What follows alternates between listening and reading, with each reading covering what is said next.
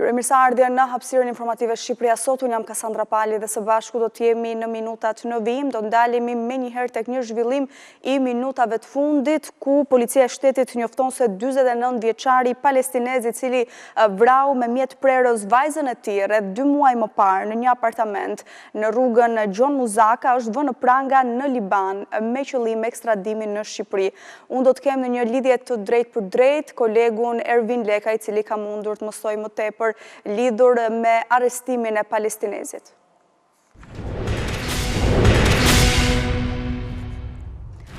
Ervin, të përshëndes, duket se trupi i Rayan Aluan, që është dërguar në Liban dhe nga Libani më pas është dërguar në Berlin, ku është edhe varrosur, dërgimi i trupit të saj në Liban fillimisht është konsideruar një provë nga autoritetet? Në fakt, mund të themi se edhe dërgimi i trupit me kërkesë të familjarëve të nënës së viktimës, pra të vajzës e cila u vra me thikë dhe dyshuar nga babai i saj këtu në Tiranë, si duket është cilësuar si një provë edhe nga autoritetet e Libanit, por edhe me marrëveshje që ka Interpol Beirut me Interpol Tiranën sigurisht, pra dhe pas informacioneve që kanë shkëmbyer, si duket kanë bërë të mundur lokalizimin, por edhe arrestimin e 49 vjeçarit i cili është i dëshuar i kryesor, ndaj të cilit edhe gjykata e Tiranës ka caktuar masën e sigurisë së arrestit në burg dhe kanë bërë të mundur kapjen e tij me qëllim ekstradimin për në vendin tonë. Fillimisht mësohet se ai është lokalizuar disa ditë më parë, paktën sipas informacioneve që kemi marrë nga policia shqiptare, por arrestimi, si duket, është bërë vetëm ditën e djeshme, duke vënë në pranga dhe më pas si duket edhe ekstradimi që pritet t'i bëhet për në vendin tonë. 49 vjeçari nga Palestina, Fadi Aluan, pra dyshohet se rreth 2 muaj më parë, pas një udhëtimi që kishte ndërmarrë me të bien nga Berlini për në Shqipëri, e vrau atë me thikë në katin e tretë të një banese që kishin marrë me qira dhe më pas u zhduk së bashku me pasaportën e saj, duke vështirësuar si duhet edhe punën e policisë, por u zbulua se ai ishte autori kryesor i dyshuar i kësaj vrasje, pikërisht për shkak të jetës apo ideve që vajza e tij kishte dhe që binin kundërshtim si duket me rregullat e familjes që kishte vendosur 49 vjeçari dhe në këtë mënyrë të paktën sipas asaj se çka dyshohet ndërmori aktin ekstrem duke vrarë vajzën e tij me thikë në një banesë që kishin marrë me qira në Tiranë. Ndërkohë kanë qenë edhe autoritetet gjermane që kanë ndihmuar palën shqiptare si me identifikimin e tij, por edhe me ndihmën duke dhënë detaje të tjera si për identifikimin, por edhe mënyrën se si ata kanë lëvizur, pasi fillimisht u dyshua se i kemi të bëjmë me një çift, ndërsa më pas u zbulua se është një marrëdhënie pra familjare mes vajzës dhe të atit, i cili më pas e ka ekzekutuar vajzën e tij dhe është larguar fillimisht në drejtim të Amsterdamit dhe kishte mundur që të shkonte për në Liban, atje ku u strehua këto 2 muaj dhe tashmë është vënë në pranga, ku pritet edhe në javët në vijim kemi një ekstradim të tij për të përballur me drejtsinë shqiptare, ndaj të cilit gjykata e Tiranës ka edhe masën e sigurisë së arrestit në burg, pikërisht për akuzën e vrasjes dhe pra vrasje për shkak të marrëdhënieve familjare. Kjo është edhe vepra penale për cilën është ngritur akuza nga ana e prokurorisë së Tiranës dhe për të është caktuar masa e arrestit në burg nga gjykata. E kuptoj mirë. Ervin, unë falenderoj për këtë raportim të drejt për drejt. Për të vijuar më tej me zhvillimet më të fundit, Dritan Rexhepi akuzuar si porositës i rrëmbimit, vrasjes dhe zhdukjes së Jan Prengës, që prej vitit 2020 ka dëshmuar për herë të parë në gjykatën e posaçme. Kam në një lidhje të drejt për drejt tani kolegu Normal Via.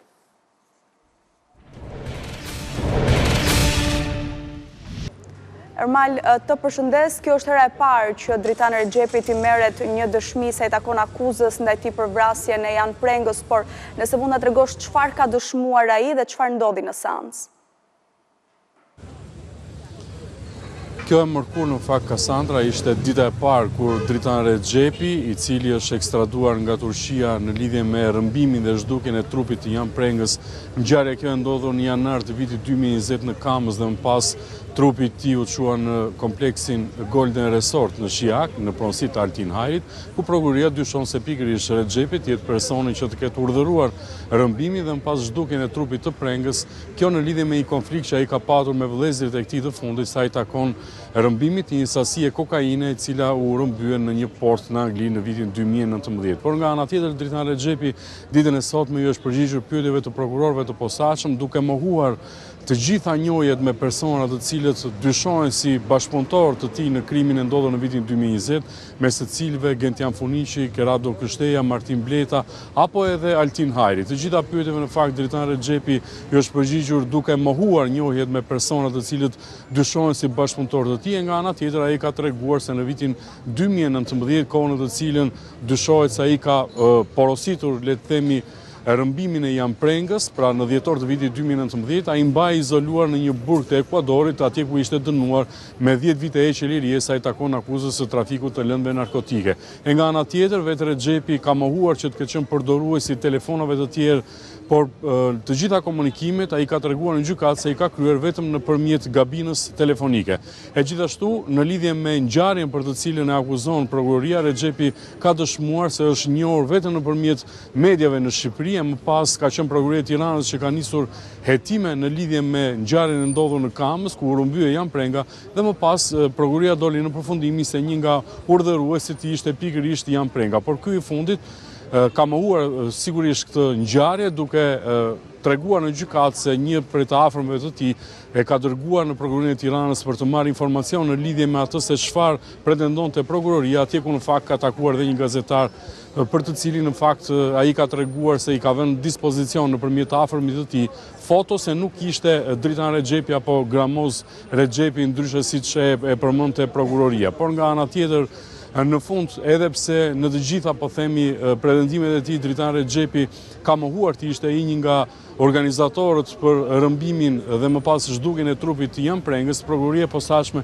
edhe pse i bëri her pas here pyetje Rexhepit nëse ishte përdoruesi i aplikacionit Sky Encrochat, ai ka mohuar të ishte përdoruesi një aplikacioni të tillë, por në fund prokuroria i paraqiti prova të reja gjykatës ku provonte se Dritan Rexhepi, Gentian Funiqi apo dhe Altin Hajri të kenë patur komunikime me njëri tjetrin nëpërmjet aplikacionit Sky Encrochat, duke i dorëzuar një dosje voluminoze gjykatës edhe avokatëve mbrojtës, ku provoheshe e gjithë, po themi, ngjarja e ndodhur në janar të vitit 2020, ku ta persona me drejtimin e Dritan Rexhepit kanë urdhëruar porosin për të rëmbyer Jamprengën, pasi pikërisht Dritan Rexhepi, sipas prokurorisë, dyshonte se vëllezërit e Jamprengës kishin rëmbyer një sasi prej rreth 250 kg kokainë në portin e Portsmouthit në Angli, sasi e kokainës e cila ishte në pronësi të Dritan Rexhepit dhe nuk ja kishin kthyer këtij të fundit. Për gjitha këto, prokuroria dorëzoi këtë dosje voluminoze në gjykatë ku provonte komunikimet në aplikacionin Sky Encrochat mes këtyre personave dhe tashmë seanca e radhës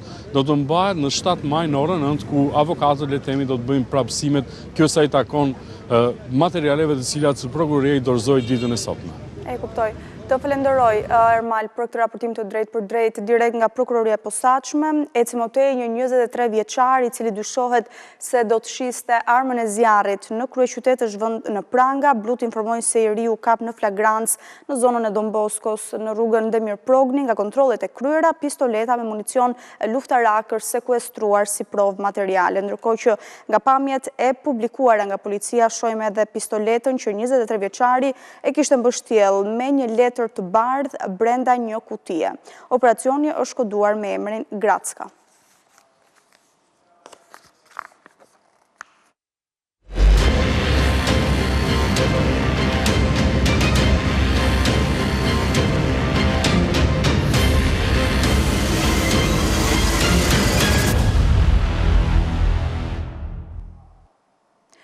Socialisti Edi Rama ka kërkuar ndjesë publike për një deklarat të tij dje gjatë një takimi elektoral, kur tha se të votosh kënetën je politikisht autik. Përmes një video në rrjetet sociale, Rama pranoi se deklarata ka qenë e papërshtatshme edhe pse bërë krejt pa qëllim. Të gabosh është njerëzore, ndërsa të mos kërkosh ndjesë kur gabon nuk është burrore. Edi Rama ka kërkuar publikisht falje për deklaratën e së martës, kur gjatë një takimi elektoral në Gjirokastër, tha se të zgjidhësh kënetën je politikisht autik. Kryeministri tha se edhe pse jo qëllimisht, termi i përdorur ishte i papërshtatshëm. Kam cënuar fëmijët autik dhe me siguri kam lënduar prindërit e tyre duke folur për autizëm politik. Shprehja që diku më ka mbetur në mendje sepse është përdorur shpesh edhe në literaturën politike, akademike, e më doli sot krejt padashje, por ja që u desh të gaboja, që pastaj të mësoja, se prej vitesh konsiderohet e papërshtatshme dhe në fakt me plot të drejtë. Rama pranoi se ka cënuar ndjeshmërinë e shumë prindërve dhe fëmijëve me aftësi ndryshe. Për këtë arsye thotë se kjo do të jetë dhe një shtys më shumë për të rritur mbështetjen për këtë kategori. Kërkoj ndjes dhe u garantoj se kam jo respekt, po admirim për ta e për gjithë prindrit e fëmijëve me aftësi të veçanta ose speciale, siç i quajmë, çka dhe më ka shtyr të nxisë dyfishimin e mbështetjes tyre nga qeveria, gjë që e kam thënë në më shumë se sa një rast kohët e fundit. Një koment Rama e kishte edhe për kundërshtarët politik. Lehaqenjeve që i kam nga pas dhe që u kapën pas fëmijëve autik si mbytur i pas fjes barit për të fituar në një pik në sytë atyre prindërve të nderuar, u jap fjalën se kjo do të jetë një motiv më shumë që ta shpenzoj çdo energji timen deri 11 maj që t'u japim mësimin më të merituar për të gjitha prapësitë e tyre të panumërta.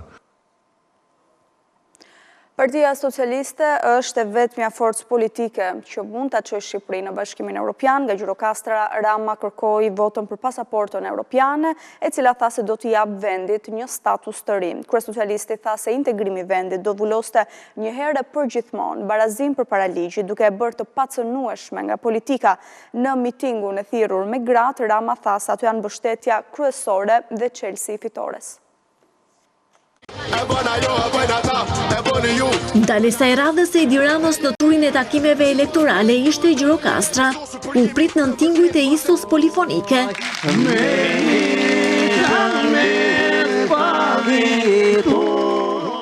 Për para të pranishmëve, Rama bëri diferencën mes votës për të dhe Sali Berishës.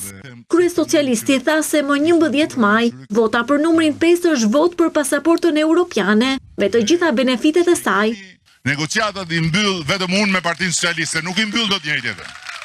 Se nuk ka as kohë një lëvizje, një lëkundje, një konfuzion, po humbe 6 muaj sa të nuk ka më kohë, edhe dera mbyllet e pastaj ata thon prit. E parafytyroni ju tani për një moment, gjë vetëm parafytyroni. Që Shqipëria ju çon atyre bufin për të bërë negociat. Antarësimi në Bashkimin Evropian për Ramën do të thotë barazi përpara ligjit. Këta qyrykët thoshin, po ç'është ky halli i madh me këtë njeri? Ç'a janë këto fushata? S'ka program. S'ka asgjë, del atje njëherë thot tepsi, njëherë thot timon. Pastaj thot kënet, buf, pasaport. Tani thoshin nga nxjerrë dhe pasaportën, se s'ka ç'a thot më. Unë s'kam ç'a them. Një përgjigje Rama e kishte edhe për kundërshtarët politik, të cilët thonë se PS nuk ka program. Drejtësia godet Majtas apo Djathas, ju e intereson që të ketë një drejtësi të drejtë, e cila pikërisht pse godet Majtas dhe Djathas ka premisën që të sjellë këtu në Shqipëri diçka që ne s'kemi pas kurrë, barazim para ligjit. Rama nuk i kurseu batutat as me burrat, të cilët qëndronin në këmbë në mitingun e thirrur me gratë. Bravo ju qoftë, 2 orë në këmbë, u keni shërbyer grave si që shërbenin grave në gratë në ato oda dhe mëdha që rini lartë dhe ju aty poshtë. Që së bashku doja dalim, për një qëllim, sa shumë si i dalim. Tani do të shkojmë drejt për së drejti me një takim të kryetarit të Partisë Demokratike, Sali Berisha, i cili po zhvillon një takim me gratë këtu në kryeqytet.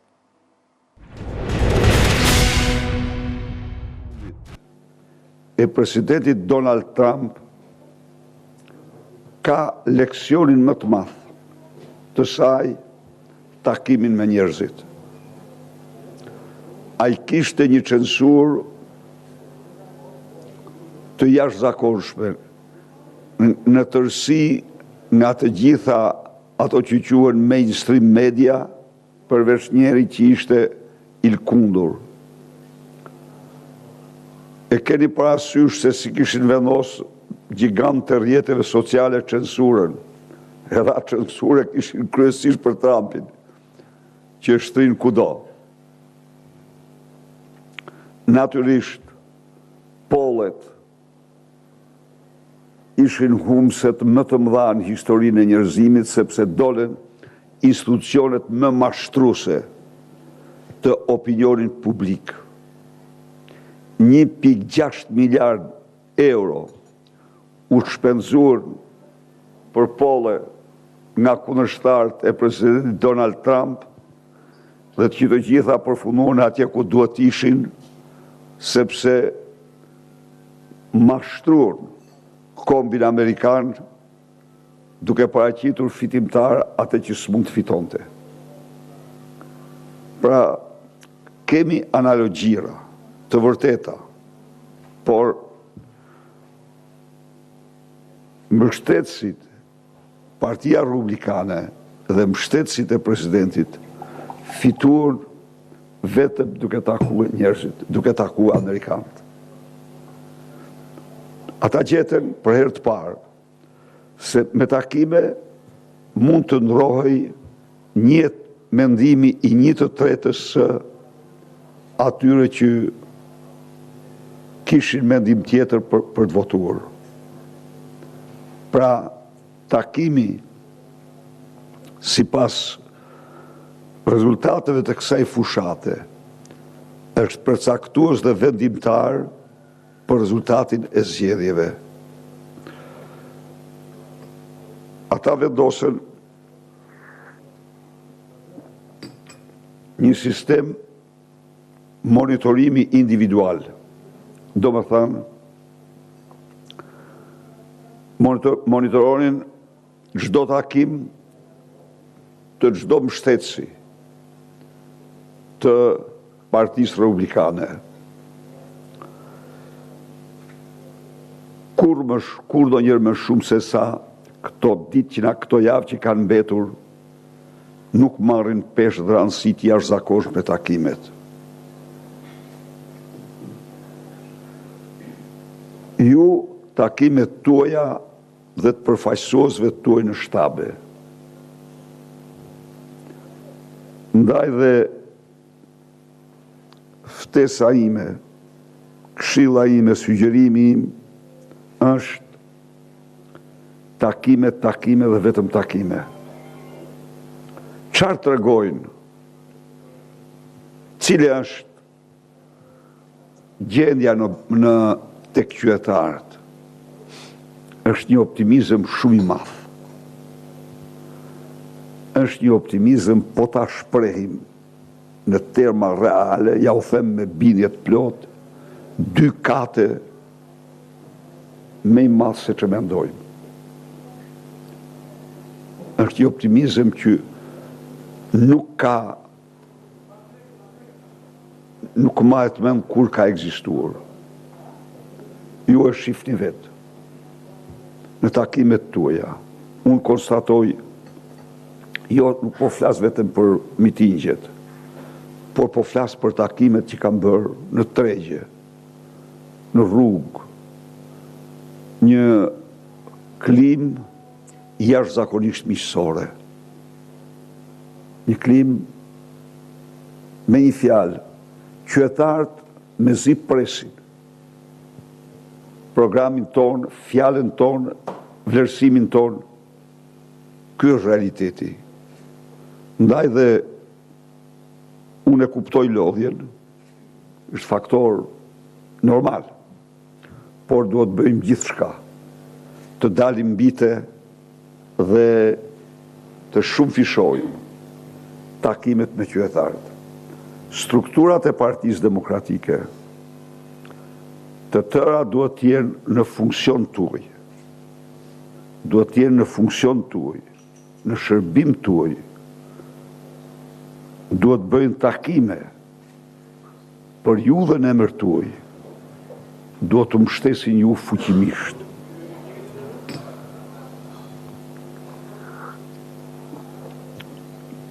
Ne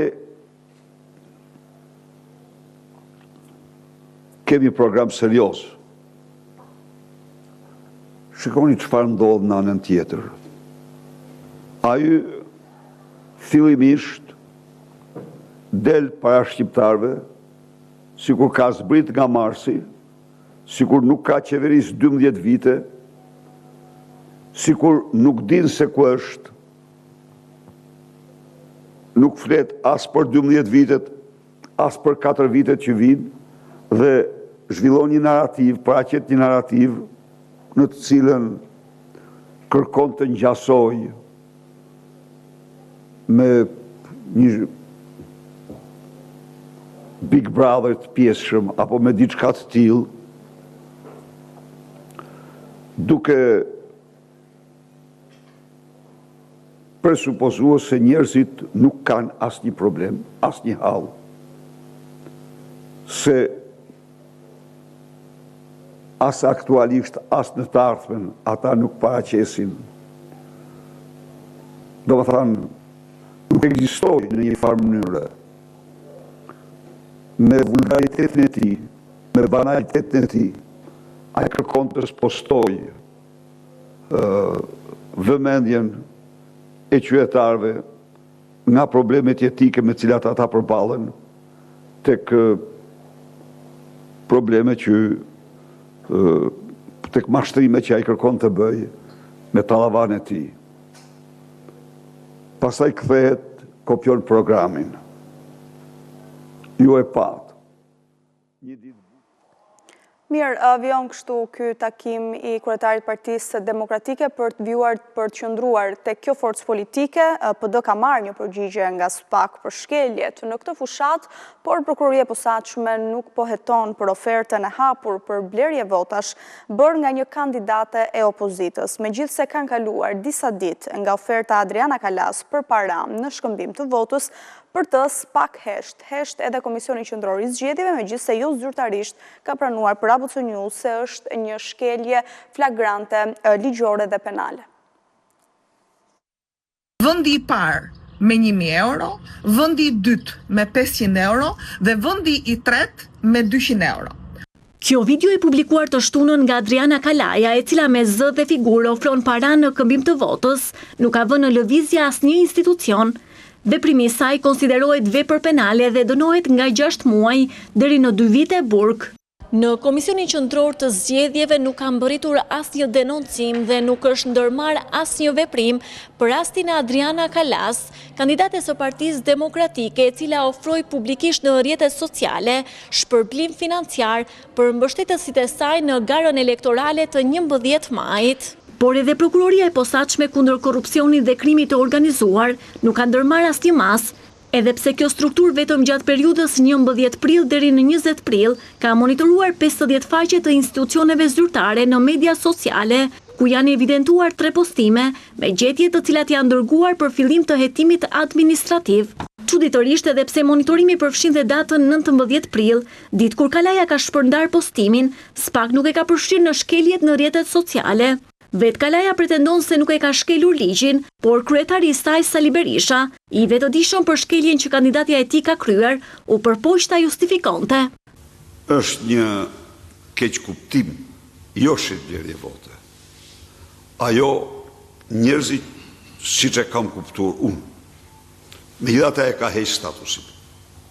Pikërisht se krijon një keq kuptim. Krijon një keq kuptim. Statusin ajo e ka heq. Ajo ka patur fjalën për antarët e stafit saj, siç e kam kuptuar unë. Cili nga antarët e stafit do punoj më shumë, do ketë të shpërbim, por ai status është hequr.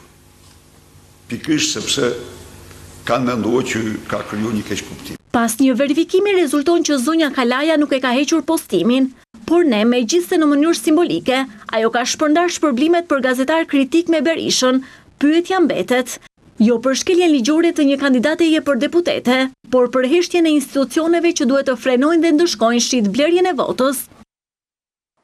Holta Zaçaj vazhdon të jetë kryetare e gjykatës kushtetuese edhe pse mandati i ka skaduar prej një muaj. Së paku 5 emra kandidatësh janë skualifikuar ose dorëhequr në mënyrë misterioze, duke mundësuar kështu qëndrimin e Zaçajt, me sa duket edhe me miratimin në heshtje të gjykatës së lartë që duhet ta kishte zëvendësuar. Një muaj pas përfundimit të mandatit si antare e gjykatës kushtetuese, Holta Zaçaj vijon të ushtrojë detyrën me të drejta të plota. Zaçaj ende del nga ky institucion si kryetare dhe antare e gjykatës kushtetuese, ndërsa më 10 mars ajo duhet të dorëzonte çelsat e zyrës. Por kushtetuta, ndonse përcakton qartë përfundimin e mandatit të saj, i njeh një të drejtë. Ajo ikën ditën kur i gjendet zëvendësuesi. Dhe pasardhësi Zaçaj nuk po gjendet. Gjykata e lartë ka hapur procedurën e zëvendësimit të saj prej datës 11 dhjetor, kur njoftoi edhe përfundimin e mandatit të saj më 10 mars. 3 kandidatë janë skualifikuar nga gara për gjykatën kushtetuese, kurse 2 të tjerë, të cilët ishin të interesuar posaçërisht për vendin e Holta Zaçajt, u tërhoqën nga gara. I pari, Klodian Rado, kërkoi të tërhiqet nga kandidimi më 24 janar. Arsyet ishin familjare, kurse kandidatja e dytë, Rezana Balla, e cila ka qenë e interesuar po ashtu posaçërisht për vendin e Zaçajt, u tërhoq në ditën e fundit. Ajo dorëzoi edhe dokumentacionet dhe formularet përkatës, saktësisht në fund të muajit janar dhe po kalonte të gjithë filtrat. Pikërisht në datën kur Holta Zaçaj duhet dorëzonte çelsat në gjykatën kushtetuese, zonja Balla njoftoi papritur se kërkonte ndalimin e kandidimit të saj, edhe kjo për arsye familjare. Ajo vendosi të lërë gjykatën kushtetuese për të emigruar. Kjo lëvizje kësaj zonje shpëtoi Zaçajn. Falsaj vijon të mbajë 2 detyra, atë të kryetares dhe gjyqtares kushtetuese. Po ashtu, gjykata e lartë i tha ABC News se Këshilli i Emërimeve në Drejtësi është në pritje të kandidaturave të tjera të interesuara, të cilat do të kalojnë po nga i njëjti proces. Deri më tani nuk ka asnjë kandidat konkret. Vitin e kaluar, gjykata e lartë vendosi të njoftoi përfundimin e mandatit të Holta Zaçajt më 10 mars të këtij viti, nga nisi dhe një përplasje. Fill pas gjykatës së lartë, edhe gjykata kushtetuese vendosi të ndërpres mandatin asaj në të njëjtën datë. Zaçaj kërkoi të pezulloj procesin, duke ju drejtuar me një letër Komisionit Venecias, por kërkesa ju rrëzua. Por fal kësaj loje, Zaçaj mund të vijojë të luajë ende, një gjyqtare me afat të skaduar që mund të marrë vendime në gjykatën kushtetuese. Largimi i disa kandidatëve rresht, me sa duket nuk është rastësi, ashtu siç nuk duket rastësi ndryshimi i qëndrimit të gjykatës së lartë, e cila fillimisht nxitoi të kërkonte zëvendësimin e saj, por tani duket se ka ulur shpejtësinë. Me shpejtësinë ka ulur dhe forcën e fërkimit dhe me inercinë me sa duket ka gjetur dakordsinë. Do ndjekim tani live zëvendës kryeministren Belinda Ballukun, e cila po inspekton rehabilitimin e rrugës në fshatin Plug. Ndjekim. Por kjo infrastrukturë rrugore vjen e kompletuar edhe me mobilimin urban, siç janë pjesa e trotuarëve, pjesa e gjelbrimit, pjesa e ndriçimit që është shumë e rëndësishme në zonë. Është një nga kërkesat që ne kemi her pas here, pasi zonat mund të kenë qenë distante me njëra tjetrën, por tashmë duke ushtuar edhe zonat e banimit dhe duke i lidhur fshatrat pothuajse në mënyrë të pandar nganjëherë, detyrimisht edhe pjesa e ndriçimit vazhdon që të jetë një kërkesë shumë e rëndësishme që duhet t'ja ofrojmë banorëve. Shumë faleminderit, i shndrojmë në krye punëve. Eriselda e ka të gjithë fokusin tek zhvillimi i infrastrukturës tu në Lushnjë. Falenderojmë FSHZ-n që na e ka dhënë këtë mundësi dhe patjetër do ishte mirë që t'i dorëzonim në afat dhe për të thënë drejtën edhe para afatet një pjesë të tyre. Shumë faleminderit për sot.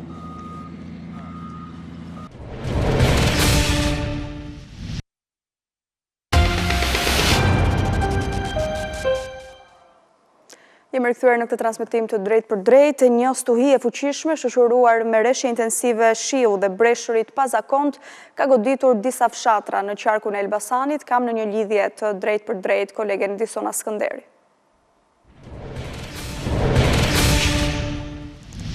Edisona, të përshëndes, një breshër i pazakont, duhet thënë, çfarë dëmesh ka shkaktuar kjo stuhi? Përshëndetje Kassandra, ka qenë një stuhi shumë e fortë, ajo që ka prekur një pjesë të fshatrave në qarkun e Elbasanit, u pasi nga raportimet e deri tanishme të paktën, rezulton se problematika ka në disa fshatra të gjithë qarkut të Elbasanit dhe jo vetëm në bashkinë Elbasan. Kryesisht raportimet për problematika serioze vinë nga njësia administrative e Treganit dhe nga fshati Bathës i bashkisë Elbasanit, ku sipas raportimeve të deritanishme dhe nga komunikimi dhe vëzhgimi që kemi bërë në terren gjatë paraditës së sotme, dëmet e shkaktuara nga stuhia e breshërit që goditi qarkun e Elbasanit pas ditën e djeshme janë të konsiderueshme. Ka dëme të shumta kryesisht në pemtari, por gjithashtu edhe në kultura të tjera bujqësore, ku sipas fermerëve që ne kemi pyetur, që ka qenë një moment shumë vendimtar sa i takon prodhimit që ata kishin si pritshmëri për të nxjerrur në treg. Pasi tashmë pritej që të paktën në kultura si kumbulla të nxirresh e dora e parë e prodhimit në treg, por që stuhia e djeshme i shkaktoi një dëm të konsiderueshëm të gjithë atyre të cilët e kanë kultivuar si sezonale për ta nxjerrë në treg. Dëme gjithashtu ka pasur edhe sa i takon ullinjve dhe po ashtu vreshtarive. Duke qenë se intensiteti i breshërit ka qenë i fortë, edhe dëmet e shkaktuara, sidomos në vreshtari, paraprakisht mendohet se është shumë i lartë. Ne kemi pyetur banorët në fshatin Bathës, të cilët shprehen se si mundësi punësimi, por gjithashtu për të zhvilluar aktivitetin e tyre tregtar, duke qenë se janë edhe një zonë e cila favorizohet si pasojë e relievit për të zhvilluar bujqësinë, e ka si një mënyrë për të zhvilluar tregtinë dhe për të siguruar edhe të ardhurat. Ti ke patur këtë mundësi që të bisedosh me fermerë, ndjekim pak edhe fjalën e tyre. Breshi ke unë ka shkatruar serën, unë e kam bo gati për ta miell, kam porosit farëshet, po ku? Jonë në deposhtë e shkatroj gjithë. Portokalla, limona, mandarina, hurma, kumlla, rrush, të gjitha i ka dëmë të breshë. I ka shti me gjethën tokë, me asnjë lloj pemë s'ka ngel më. Kemi pa, po si ky breshur jo. Në rrush, në qershie, në dardhat, të janë kulturat që ka pa më shumë dëmë. Shumë breshi i rëndë. Si pasojë breshit që ra gati afërsisht një orë, sa ju zbarthë dhe toka. Mirë, Edison, ndoqëm kështu edhe këto interviste që ke kryer me fermerë të cilët janë prekur nga kjo stuhi. Unë falenderoj edhe për raportimin e drejt për drejt. Dhe nga Elbasani zhvendosemi në qytetin e Durrësit, do të flasim për një investim të ri që është kryer nga ana e usjellës kanalizime të Durrësit. Kam në një lidhje të drejt për drejt kolegun Leonida Musaj.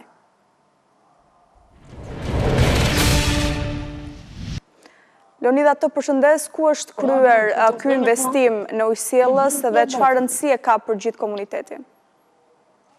Kasandra, të përshëndes, në fakt shoqëria usjellës kanalizimeve Dega Durrës prej disa ditësh po kryen një investim të rëndësishëm në fshatin Borak të bashkisë së Shijakut, atje ku rreth 500 familje të cilat jetojnë prej vitesh pjesë e komunitetit bosnjak kanë patur probleme me furnizimin me ujë të pishëm për shkak se fshati Borake ndodhet mbi një kodër dhe ka qenë e pamundur në par mënyrë që të furnizoheshin rregullisht me ujin e pishëm. Ndërkohë që tashmë prej disa ditësh që thamë edhe pak më parë ka nisur puna me intensitet lartë nga vetë shoqëria e usjellës kanalizimeve Dega Durrës me mjete të rënda, me skuadra pune, po punojnë me orë të zgjatura për të dhënë fund njëre për gjithmonë kësaj problematike të mbartur prej vitesh, është një investim që vetë banorët e fshatit Borakaj e kanë pritur prej vitesh, pasi ka qenë një ndër problemet më të mëdha me të cilat ata janë hasur në jetën e tyre të përditshme. Është një fshat, siç e thamë edhe pak më parë, i shtrirë mbi një kodër dhe kjo ka qenë dhe arsyeja se pse rrjeti ekzistues, sado që vit pas viti ka patur mirëmbajtje për në të linjë, pra ka qenë pa mundur që ky fshat të furnizohej me ujë të pishëm si kundër furnizohen dhe fshatrat e tjerë. E kuptoj. Mirë, Leonida, unë falenderoj për këtë raportim të drejt për drejt. Faleminderit juve. Do ndalemi tani të flasim për turizmin, për qytetin e Vlorës, i cili duket se regjistron çdo ditë më shumë një numër të lartë të vizitorëve të huaj. Kam në një lidhje të drejtë për drejtë kolegun Elton Nika.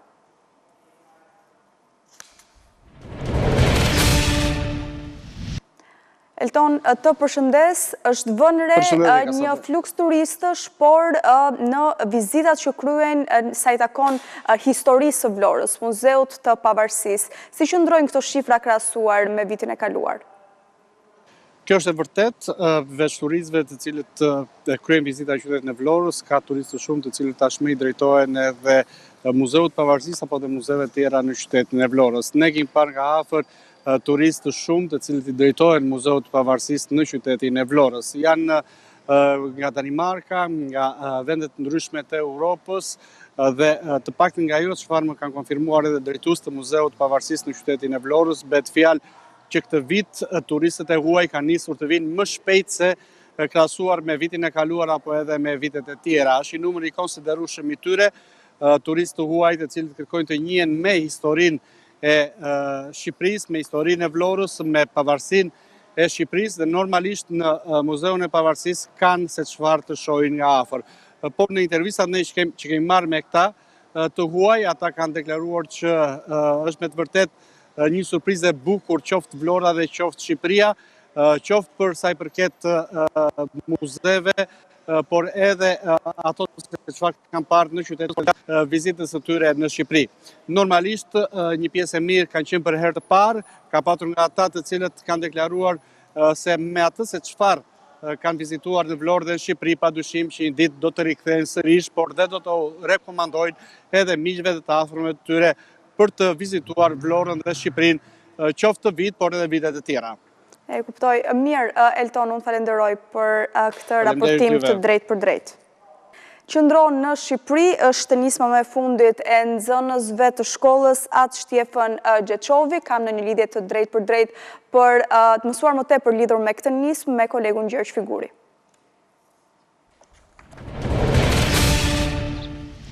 Gjergj, të përshëndes, çfarë synon kjo nismë? Në fakt ajo drejtohet të gjithë qytetarëve, po më së shumti të rinjve, që para se të shohin mundësinë e ikës, ashtu siç dëgjohet kryesisht nga të rinjt, është të shohin fillimisht mundësitë që ofron vendi ynë, e këto nuk janë të pakta. Përmes mesazheve që janë përcjellë edhe përmes fletpalosjeve, në fakt ata evidentojnë disa nga arsyet për të cilat të rinjt së pari duhet mendojnë të qëndrojnë në Shqipëri duke eksploruar çdo mundësi që ka ky vend, pasi sipas tyre janë të shumta potencialet dhe mundësitë që mund të shfrytëzohen pozitivisht e ku të rinjt mund të gjejnë veten para se të shohin vendimin e tyre për të ikur. Kjo në fakt është përshëndetur edhe nga qytetarët që sigurisht e kanë parë si një nismë pozitive, duke parë edhe këtë tendencën e kryesisht të rinjve që shohin veten e tyre larg Shqipërisë, por që në fakt mund t'i bëjnë ata të reflektojnë, dhe kjo më së pari nis edhe nga shkollat. Kjo është edhe ideja që ata fillimisht nisur nga shkolla atyre më pas që të gjithë qytetin janë adresuar të gjithë të rinjve që duke parë shkollën, duke parë arsimimin e tyre këtu, edhe më pas edhe zhvillimin e potencialit të tyre që e fitojnë, të mund të vendosin pikërisht në vendin e tyre, pasi nuk mund të gjendet askund si vendi i tyre, dhe këto janë mundësi që duhet të eksplorohen prej tyre, kryesisht në vende si Lezhë që ka një zhvillim të turizmit dhe ku ky sektor ka nevojë pikërisht edhe për angazhimin e të rinjve për ta bërë akoma më solid, por edhe për ta zhvilluar më shumë i orienton pikërisht këto të rinj, në fakt duke vendosur atyre shkaqet për të cilat ata duhet të qëndrojnë në Lezhë kryesisht, por në Shqipëri përgjithsisht, edhe duke evidentuar çdo rast ku këto të rinj sigurisht mund ta gjejnë veten e tyre. Në fakt ata kanë folur edhe për ABC News, duke përcaktuar edhe arsyet pse u nxitën ato nga kjo ide, por edhe se cilët janë mesazhet që ata kanë përcjellur pikërisht në këtë nismë të tyre, që sigurisht nuk ka qenë për një ditë, por i referohet ditëve të vazhdueshme për të shpërndar sa më shumë tek qytetarët, por më së shumti tek të rinjtë dhe do presim të dëgjojmë edhe dy vajzat, të cilat janë edhe ideatore dhe nismëtare të kësaj ideje qëndrore në Shqipëri. Ndjekim. Unë si fillim dua t'jap kontributin tim, pikës pari në vendin tim, aty ku jam lindur edhe ku do rritem. Do t'ju bëjmë thirrje gjithë adoleshentëve, gjithë magjorentëve, edhe të rriturve, që qëndrojnë në Shqipëri edhe duhet të arrim të duam vendin tonë edhe të mbrojmë aq sa kemi mundësi. Unë po shoh që çdo ditë po largohen shqiptarët, por edhe mundësitë jashtë mund t'i bëhen këtu në Shqipëri. Edhe u bëj këtë thirrje të rinjve sepse ato po largohen më shumë. Mirë, Gjergj, ndoqëm kështu edhe këto intervista që ke kryer me ideatorët e kësaj nisme. Unë falenderoj edhe për raportimin e drejtë për drejtë dhe me këtë informacion kemi ardhur në përfundim të Shqipëria Sot. Të tjera zhvillime mund t'i ndiqni duke klikuar në faqen zyrtare abcnews.al. ABC News mund t'a ndiqni edhe në radio në frekuencën 105 FM. Unë ju falenderoj për vëmendjen tuaj, bashkë ndajemi këtu.